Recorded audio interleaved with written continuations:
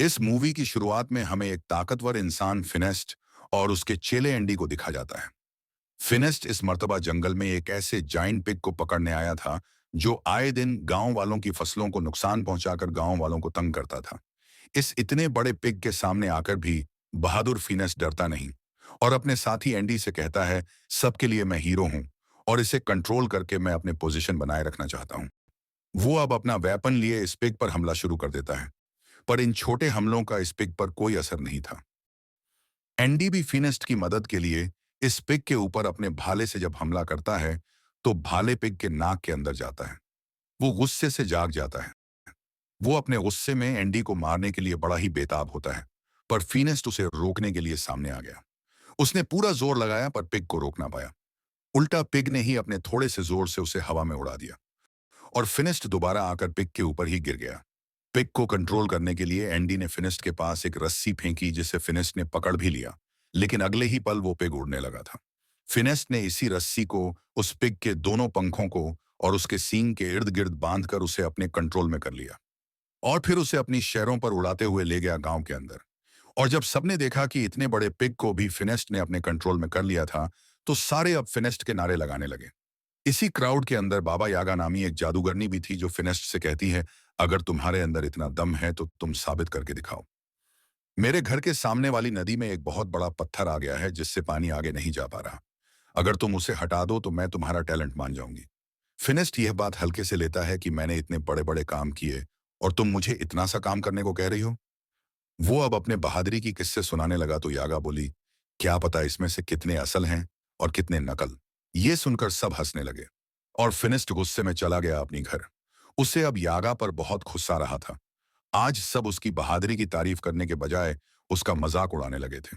उसे अपनी इस बेइज्जती का बदला लेना था। उसे कुछ ऐसा करना था जिससे दोबारा सब उसकी वाहवाही करें। तो एंडी कहता है, हाँ एक रास्ता है।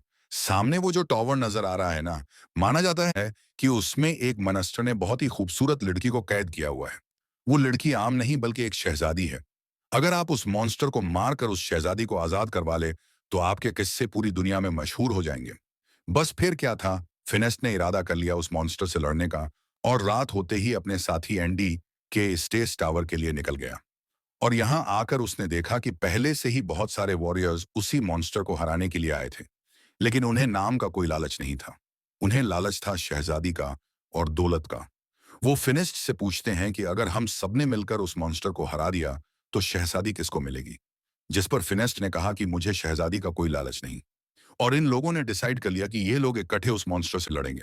लेकिन साइड पर आके फिनेस्ट ने एंडी को बताया कि मैं उस मॉन्स्टर को अकेले मारना चाहता हूं, इसीलिए मैं सुबह नहीं, अभी उस मॉन्स्टर को मारने के लिए उस टावर में जाऊंगा। ये कहकर वो टावर की खिड़की से टावर के अंदर चला, जहां जाते ही उसे सबसे पहले वो खूबसूरत सी शहजादी दिख गई। लड़की फिनेस्ट को देखते ही उससे कहती है, तुम भी मरने के लिए आ गए। जिस पर फिनेस्ट ने कहा, नहीं मैं तो तुम्हें यहाँ से बचाने आया हूँ। यह सुनते ही वो लड़की भागकर अंदर चली जाती है। उस लड़की को रोकने के लिए फिनेस्ट उसका हाथ पकड़ लेता है और वो लड़की जल्दी से अपना हाथ छुड़वाकर एक टावर के पीछे चली जाती है। और पीछे से ही तभी अचानक कोई सांप फिनेस्ट के ऊपर हमला कर देता है। फिनेस्ट भी इस सांप से लड़ने जाता है, लेकिन कुछ ही सेकंड बाद रिवील होता है कि यह कोई आम सांप नहीं था। यह असल में उस मॉन्स्टर की दुम थी जिसे लड़ने के लिए फिनेस्ट यहां आया था। यह देखते हुए वो पहले इस मॉन्स्टर के ऊपर काफी सारे वार करता है, लेकिन जब सारे वार से हार जाता है तब वो मॉन्स्टर की दुम को यानी सांप वाले मुंह को पकड़ लेता है और अपने पूरी ताकत लगाते हुए उस सांप के मुंह को चीरने की कोशिश करता है। और यहां पर वो सांप जहर उसकी आंखों में उकल देता है, जिसकी वजह से अब फिनेस्ट को नजर आना बंद हो गया था। वो अंधा हो गया था।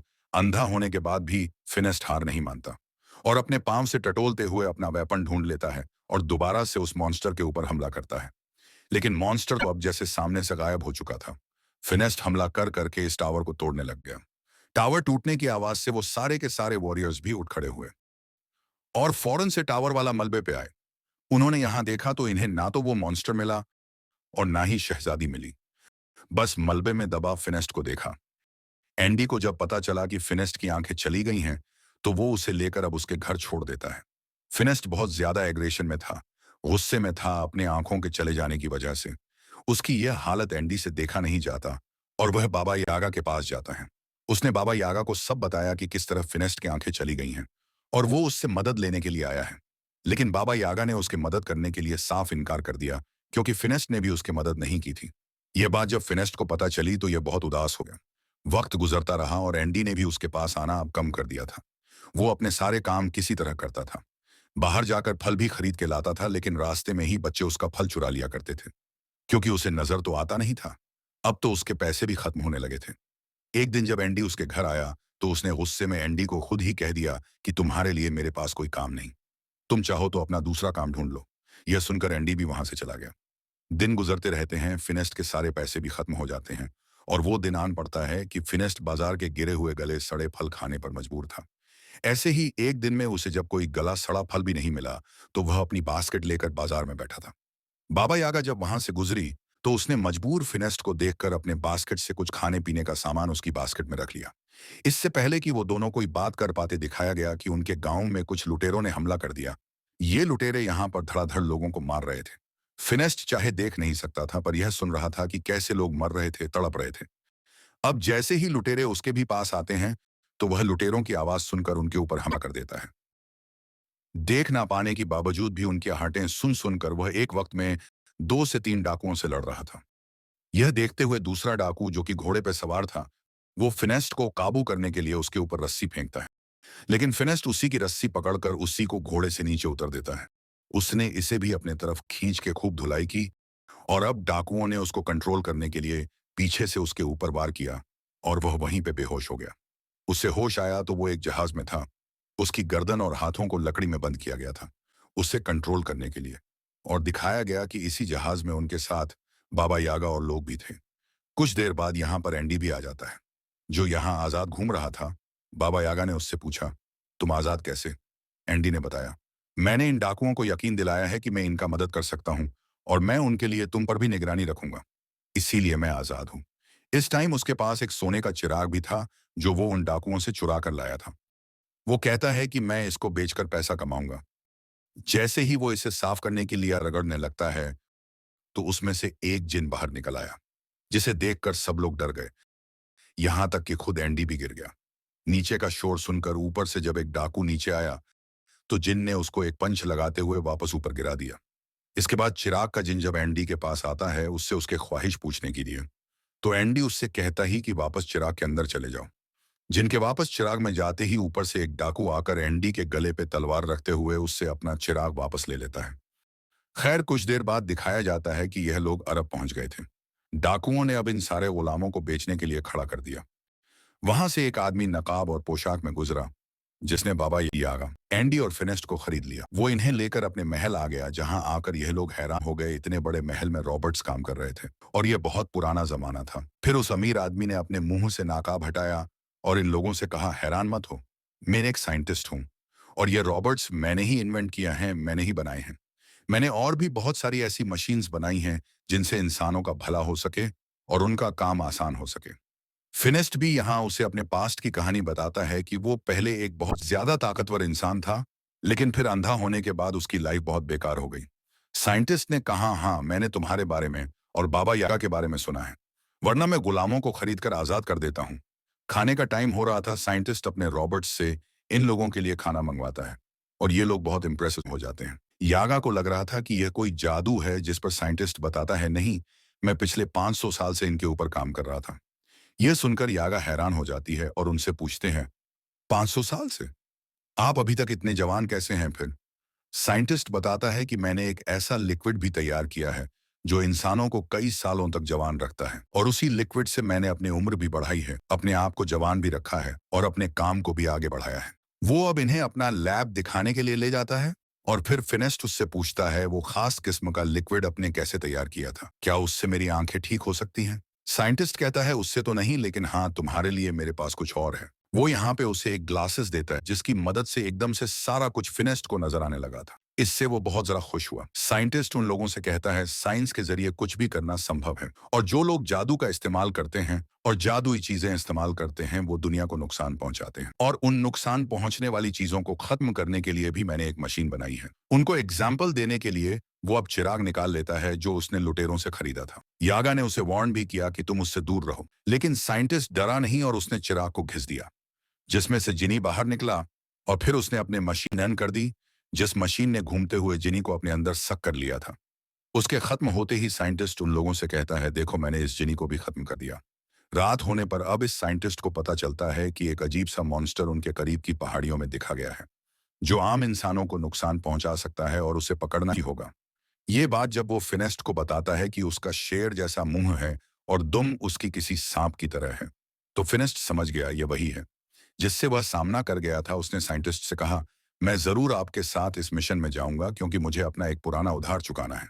लेकिन साइंटिस्ट फिनेस्ट को खतरे में नहीं डालना चाहता था। तब फिनेस्ट ने कहा, आप मेरी फिक्र मत करें, मैंने भी तो आपका एहसान उतारना है। चलो फिर ऐसे ही सही। ये सुनकर साइंटिस्ट उसे एक ऐसा बॉक्स दिखाते हैं जिसको मॉन्स्टर के करीब करके लिवर घुमाने पर मॉन्स्टर खुद ब खुद बॉक्स के अंदर कैद हो जाता।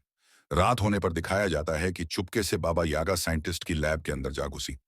असल में वह जवान होने वाला सिरम चुराना चाहती थी, लेकिन साइंटिस्ट ने उसे पकड़ लिया और कहा कि अगर तुम वाकई उस मॉन्स्टर को लाने में कामयाब हो गया तो उस सिरम का कुछ हिस्सा मैं तुम्हें भी दे दूंगा। सुबह जब ये लोग तैयार थे तो साइंटिस्ट ने इन्हें अपना गोल उड़ने वाला प्लेन दिखाया, जो उस टाइम की बहुत अच्छी क्रिएशन थी। वो इन्हें चलाना सिखाता है और बताता है कि इसके जरिए वो कुछ ही मिनट में लंबा फासला तय कर लेंगे। जाने से पहले साइंटिस्ट ने उन्हें यह भी कहा था कि मुझे वो मॉन्स्टर जिंदा चाहिए, उसे मारकर यहाँ नहीं लेके आना। यहाँ पर साइंटिस्ट फिनेस्ट को फिनेस्ट का हथियार भी देते हैं, जिससे अब उन्होंने बहुत एडवांस बना दिया था। इसके बटन दबाने पे इसके अंदर से नई नई चीजें निकल रही थीं, जिससे फिनेस्ट और भी ज्यादा खुश हो गया। ये लोग अब उस प्लेन में बैठ के सफर शुरू कर देता है और प्लेन जल्द ही इन्हें उस पहाड़ी तक पहुंचा देता है जहां पर वो मॉन्स्टर था। काफी देर ढूंढने के बाद आखिरकार फिनेस्ट को उस मॉन्स्टर के पांव के निशान दिख जाते हैं। वो निशान एक घार के अंदर जा रहे थे, जिसके सामने वो अपना बॉक्स रख देता है जिसमें उसने मॉन्स्टर को कैद करना था। अब फिनेस्ट को तो सिर्फ उसे ट्रैप करना था, इसीलिए वह बड़े मजे से अंदर गया और अपने वेपन का बटन दबाते हुए उसने सिर्फ मॉन्स्टर को ललकारा। मॉन्स्टर को चोट पहुंचाकर वो बाहर आ गया। जब वो तेजी से बाहर निकल रहा था तो गलती से उसका सर एक दरख्त से टकराने की वजह से वो बेहोश हो गया और मॉन्स्टर भी अब अपने घाट से बाहर निकल आया। इससे पहले कि वो मॉन्स्टर फिनेस्ट को नुकसान पहुंचाता, मॉन्स्टर के बाहर निकलते ही बाबा यागा जल्दी से उस बॉक्स का लिवर दबा देती है, जिसमें से बहुत सारी चेन्स निकलकर उस मॉन्स्टर को पकड़कर अपने अंदर कैद कर लेती है और यागा यहीं फिर दोबारा लिवर दबाकर इस पिंजरे को बंद कर देती है। कुछ देर बाद फिनेस्ट को भी होश आ गया था और यह लोग अपना वापसी का सफर करने लग जाते हैं। सफर काफी लंबा था। आधे रास्ते में रात हो गई और ये लोग सो गए। अब रात में फिनेस्ट को पिंजरे के अंदर से किसी लड़की की आवाज आई। क्यूरोसिटी में उसने पिंजरा खोलने का फैसला किया। हालांकि बाबा यागा उसे मना भी कर रही थी, लेकिन फिनेस्ट उस पिंजरे को खोल लेता है और क्या देखता कि इसके अंदर वही शहजादी थी जिसके बारे में कहानियां बनी हुई थी। बाबा यागा बोली, इसका मतलब वो मॉन्स्टर ही असल में शहजादी है। यागा पीछे से आवाज लगाती है कि फिनेस्ट उसे बाहर मत निकालना, उसे बाहर निकालना खतरनाक हो सकता है।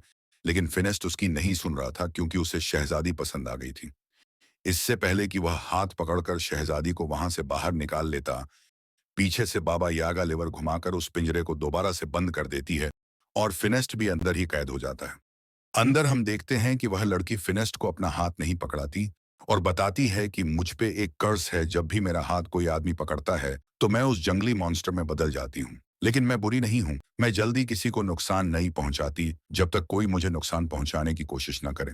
लेकिन कहीं भी इंसान मुझे जिंदा जीने ही नहीं देते।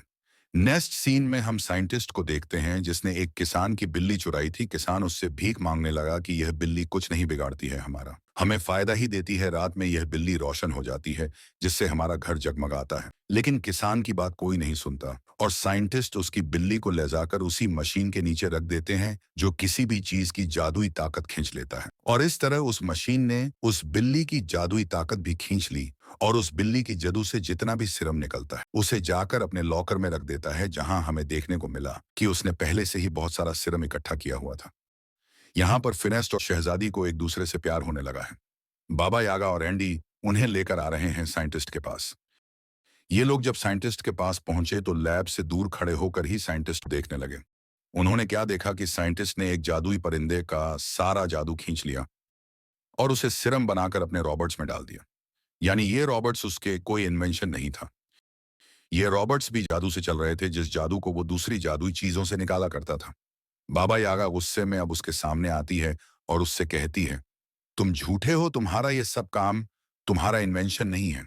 तुम्हारे ये रॉबर्ट्स भी जादू से चलते हैं, यहाँ तक कि तुम्हारी उम्र भी इस जादू ने ही लंबी की हुई है, और ये जादू तुम मासूम जानवरों को मारकर हासिल करते हो। यह सुनते ही साइंटिस्ट को गुस्सा आ जाता है और वह कहता है, मैं अपना सच जानने वालों को जिंदा नहीं छोड़ता। बाबा यागा और एंडी दोनों ही डर जाते हैं और वहां से भागने लगते हैं। बाबा यागा ने जल्दी से उस शहजादी और फिनेस्ट को भी आजाद कर दिया था, क्योंकि वो जानती थी कि अब साइंटिस्ट उनका भी बुरा हाल करेगा। यह सुनते ही वह शहजादी बताती है, मैं उसके बारे में जानती हूँ, वो काफी टाइम से ही मेरे पीछे पड़ा हुआ है। इनकी इन्हीं बातों के दौरान ही यहाँ पर साइंटिस्ट आ जाता है। वो जानता था कि यह लोग यहाँ से भागने की कोशिश करेंगे, इसीलिए अपने सारे ही टर्टल रॉबर्ट से उनको कैद करवा दिया और फिर शहजादी के अंदर से भी जादुई ताकतें सक करने लगा। यह देखकर फिनेस्ट को गुस्सा आ गया और उसने करीब जाकर शहजादी को बचाने की कोशिश की, लेकिन वो बचा तो नहीं पाया, पर शहजादी का हाथ पकड़कर उसे मॉन्स्टर बना दिया। मॉन्स्टर बनते ही शहजादी ने अपने जंजीरें तोड़ी और वहां से भाग गई। मौका पाते ही जंजीरें तुड़वाकर बाबा यागा और फिनेस्ट भी केमल के साथ यहां से भागने की कोशिश करते हैं, लेकिन साइंटिस्ट के आदमी अब उनके पीछे पड़ चुके थे। बाबा यागा अपने जादू से अपने हाथ में मौजूद तरबूज के कुछ बीजों को तरबूज में बदलकर उनके ऊपर हमला करती है, और दूसरी तरफ वो साइंटिस्ट में अपना एक बहुत बड़ा टर्टल निकल लेता है। बाबा यागा और फिनेस्ट को पकड़ने के लिए वो किसी भी हाल में पकड़कर उन्हें मारना चाहता था। हालांकि एंडी ने उसे कहा भी कि जितना जादुई सिरम आपके पास है वो काफी नहीं है, लेकिन उसने बात नहीं माना। वो बड़ा सा टर्टल जैसे ही महल में निकलता है, पूरा महल टूट जाता है। तेजी से वो कंट्रोल करते हुए फिनेस्ट और यागा के तरफ बढ़ता है, लेकिन यहाँ फिनेस्ट और आगे भागने लग जाते हैं। तब वो अपने तोप के गोलों से उनके ऊपर हमला करवा देता है। ये देखते हुए कि खतरा बढ़ गया है, फिनेस्ट यागा से कहता है, तुम उसका ध्यान भटकाओ, मैं उसके ऊपर चढ़कर उसको उल्टा करने का कोशिश करता हूँ, क्योंकि मैं जानता हूँ उसकी ये सारी चीजें उल्टा होने पर काम नहीं करता। फिनेस्ट के कहने पर यागा उस टर्टल के सामने आ जाती है और साइंटिस्ट आपने इस टर्टल के अंदर लगी हुई जादू सक करने वाली मशीन से बाबा यागा के अंदर का भी जादू सक करने लगता है। जादू सक होने के वजह से बाबा यागा बूढ़ी दिखने लगी थी, और यह देखते हुए फिनेस्ट को काफी बुरा लगा। लेकिन खैर, जितनी देर बाबा यागा ने साइंटिस्ट का ध्यान भटकाया हुआ था, फिनेस्ट भी उसके टर्टल के ऊपर चढ़ चुका था। और यह चीज साइंटिस्ट ने जैसे ही नोटिस की तो उसने टर्टल के टेंटिकल्स निकालकर फिनेस्ट को आपने ऊपर से गिराने की कोशिश की। फिनेस्ट तो नहीं गिरा, लेकिन उसका चश्मा गिर गया, जिससे उसे नजर आना बंद हो गया। उसका चश्मा गिरते हुए बाबा यागा देख चुकी थी, इसीलिए बाबा यागा अब उसे नीचे से देख देख के लड़ने की इंस्ट्रक्शन देती है। इतनी ही देर में वो मॉन्स्टर बनी शहजादी भी यहाँ आ चुकी थी, जिन्हें देखकर साइंटिस्ट डर गया। ऊपर से फिनेस्ट ने साइंटिस्ट के टर्टल की गर्दन में भी अपने जंजीर फंसाकर उसे एकदम से ही उल्टा दिया, जिससे उसके अंदर का सारा जादुई सिरम नीचे गिर गया और साइंटिस्ट बुरी तरह फंस गया। अपने आप को बचाने के लिए वो अपने जादुई पंखों से उड़ने तो चाहता था, लेकिन उड़ भी नहीं पाया और अपने ही जादुई सिरम में गिरकर मर गया। यहाँ दिखाया गया कि ज्यादा जोर लगाने की वजह से फिनेस्ट भी बेहोश हो चुका था। शहजादी उसको ऐसे गिरा हुआ देखकर रोने लगी, क्योंकि अब शहजादी को उससे प्यार हो गया था। उसके आंसू जैसे ही फिनेस्ट की आंखों पर गिरे तो फिनेस्ट को होश भी आ गया और सरप्राइजिंगली उसकी नजर भी वापस ठीक हो गई। यहाँ पर फिनेस्ट उससे अपना प्यार का इजहार करता है और हमेशा साथ रहने को कहता है, लेकिन शहजादी उसे बताती है कि कर्ज की वजह से मैं तुम्हारे साथ रहना नहीं चाहती, हालांकि मैं लाख ऐसा चाहूंगी। तो फिनेस्ट उदास हो जाता है और अपने बाकी साथियों के साथ अपने गांव वापस आ जाता है। वह अभी भी शहजादी की याद में पागल हो रहा था, जबकि यहाँ दिखाया गया कि बाबा यागा दोबारा से जवान होने की रेसिपी ढूंढ रही थी, और तभी उनसे कर्ज हुई शहजादी के कर्ज को ठीक करने का एक तरीका मिल जाता है। वो खुद फिनेस्ट के पास जाती है और उसे यह खुशखबरी देती है कि उस शहजादी को कर्ज जानबूझकर दिया गया था, जिसमें शहजादी की गलती नहीं थी और उस कर्ज को ठीक किया जा सकता है। और हमें पता चलता है कि यह लोग अगला मिशन कर्ज को हटाने के लिए जाएंगे। इसी के साथ दोस्तों, ऐसी ही और एपिसोड्स के लिए लाइक एंड सब्सक्राइब करना मत भूलना।